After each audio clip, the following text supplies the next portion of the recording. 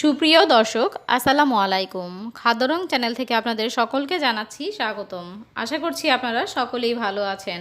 আজ আমি তৈরি করে দেখাবো খুব সহজভাবে মজাদার একটি বন রেসিপি। আমি আজ তৈরি করেছি ভেজিটেবল ভাপা বন। এটি খেতে কিন্তু খুবই মজাদার, এর কোনো রকম ঝামেলা নেই, ওভেন লাগবে না বা চুলাতে অনেক সময় নিয়ে করতে হবে না, খুবই অল্প সময়ের মধ্যে ঝটপটভাবে তৈরি করা যায়। তো চলুন তাহলে দেখে নিই কীভাবে আমি ভাপা বন তৈরি করে নিয়েছি। আমি এখানে নিয়ে নিচ্ছি 2 কাপ ময়দা। রাইস কুকারের মধ্যে যে পট থাকে আমি সেই পটটি দিয়ে 2 পট ময়দা নিয়ে নিচ্ছি হাফ চা চামচ লবণ বা পরিমাণ মতো লবণ, দিয়ে দিচ্ছি 2 চা চামচ চিনি। এবার লবণ আর চিনিটাকে ময়দার সাথে একটু মিশিয়ে নিচ্ছি। এখন এর মধ্যে আমি দিয়ে দিব 1 চা চামচ ইস্ট, দিয়ে দিচ্ছি 1 চা চামচের মতো অরিগানো। আপনারা চাইলে এখানে অরিগানোর পরিবর্তে মিক্সড হার্ব যে থাকে সেটাও দিতে পারেন। দিয়ে দিচ্ছি কুসুম গরম পানি।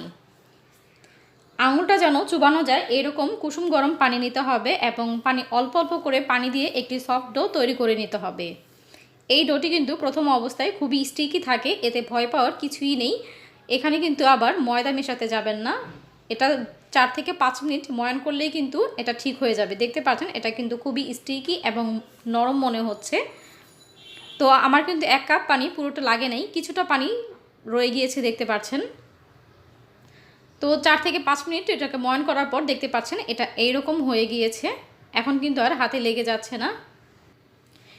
এবার আমি ময়দাটাকে হাতের মধ্যে নিয়ে এভাবে গোল একটি বল শেপ করে দিচ্ছি এবং এটি ঢাকনা দিয়ে ঢেকে রেখে দিব 1 থেকে 1.5 ঘন্টার জন্য, এটা যেন ফুলে ওঠে। তো আমি একটা সাইডে রেখে দিচ্ছি।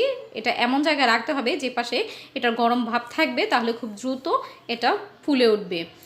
এরপর আমি একটি ফ্রাই প্যান নিয়ে নিয়েছি এবং এর মধ্যে আমি সামান্য পরিমাণে তেল দিয়েছি এবং দিয়ে দিচ্ছি পেঁয়াজ কুচি আর দিয়ে দিচ্ছি কাঁচামরিচ কুচি। এখানে কিন্তু তেলটা শুধু এখানেই ব্যবহার হবে, আর কোথাও কিন্তু ব্যবহার হবে না। আপনারা কিন্তু লক্ষ্য করেছেন আমি কিন্তু ময়দার যেই মিশ্রণটা তৈরি করেছি, যে ডোটা তৈরি করছি, তার মধ্যে কিন্তু আমি কোনো রকম তেল ব্যবহার করিনি।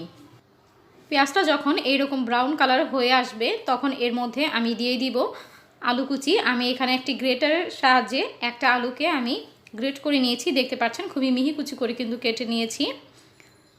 এখন এর মধ্যে আমি দিয়ে দিব সিম। আমি সিমগুলোকে কুচি কুচি করে কেটে নিয়েছি। আপনারা চাইলে এখানে গাজর অথবা বাঁধাকপি অথবা ক্যাপসিকাম যে কোনো সবজি দিয়ে কিন্তু তৈরি করে নিতে পারবেন।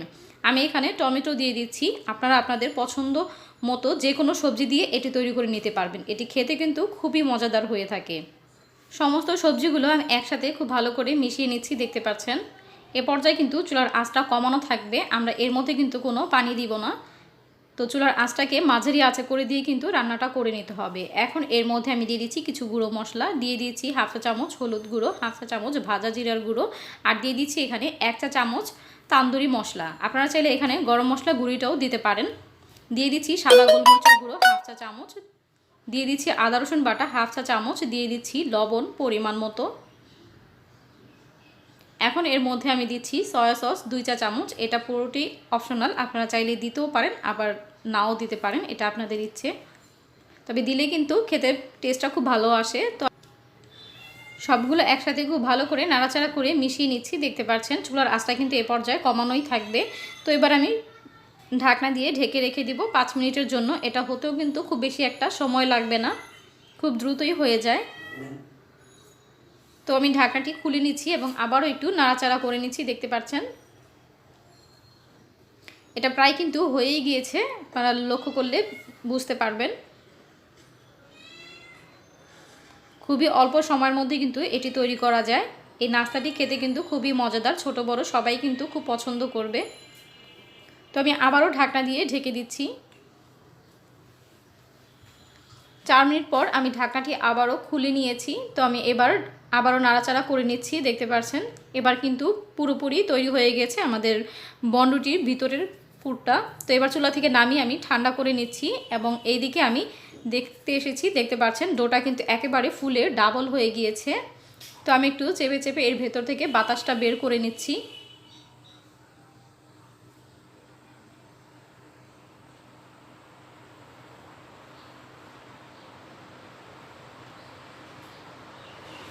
তো তো এখন আমি ময়দার ডোটাকে 3 থেকে 4 মিনিটের জন্য খুব ভালো করে ময়ান করে নিব। এটা যত বেশি ভালো করে ময়ান করা যাবে রুটিটা কিন্তু তত বেশি সফট হবে। তো 3 থেকে 4 মিনিট ময়ান করার পর আমি এইভাবে লম্বালম্বি করে নিয়েছি এবং একটি ছুরির সাহায্যে কেটে নিচ্ছি। আমি প্রথমে 3টা ভাগ করে নিয়েছি এবং পরে কিন্তু আমি এখান থেকে আরও একটি ভাগ বের করে নিয়েছিলাম। মোট আমি 4টি বনরুটি তৈরি করেছি। তো আমি একটা ডো হাতে নিচ্ছি এবং দেখতে পাচ্ছেন আমি হাতের সাহায্যে কিন্তু গোল করে নিচ্ছি। আপনারা চাইলে এটা বেলুন দিয়েও বেলে বড় করে নিতে পারেন, তবে হাত দিয়ে করলেই বেশি ভালো হয়। মাঝখানটা মোটা রাখতে হবে এবং সাইড দিয়ে একটু পাতলা করে নিতে হবে। দেখতে পাচ্ছেন আমি কিভাবে করে নিচ্ছি, এভাবে করলেই কিন্তু বেশি ভালো হয়।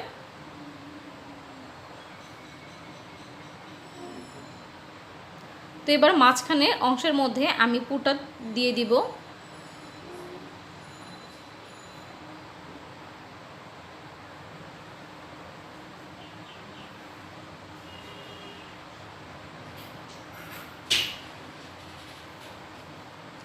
পুরের পরিমাণটা একটু বাড়িয়ে দিবেন, তাহলে কিন্তু খেতে বেশি ভালো লাগবে। তো দেখতে পাচ্ছেন আমি কিন্তু অনেকটা পুর দিয়েছি।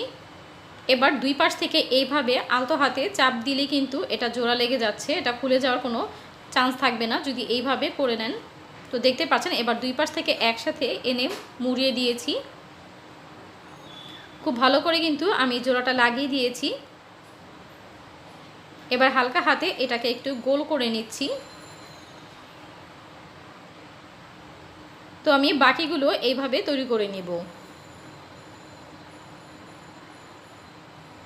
তো দেখতে পাচ্ছেন আমি 4টি রুটি তৈরি করে নিয়েছি। এবার আমি একটি ফ্রাই প্যান নিয়েছি এবং ফ্রাই প্যানের মধ্যে দিয়ে আমি ঢাকনা দিয়ে ঢেকে দিয়েছি 15 মিনিটের জন্য।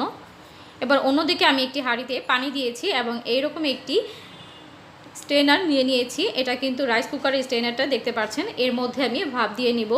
তো অবশ্যই কিন্তু স্ট্রেনারের মধ্যে একটু তেল ব্রাশ করে দিবেন সামান্য পরিমাণে, তাহলে নিচে লেগে যাওয়ার কোনো সম্ভাবনা থাকবে না। তো এবার আমি এক এক করে বনগুলো দিয়ে দিচ্ছি।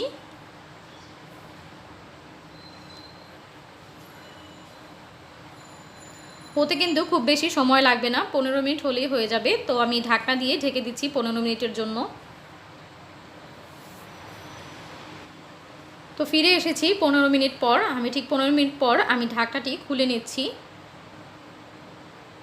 এবং দেখতে পাচ্ছেন বনরুটিগুলি কিন্তু খুব সুন্দরভাবে ফুলে উঠেছে। তো আমি একটি চামচের সাহায্যে আমি তুলে নিচ্ছি বনগুলো।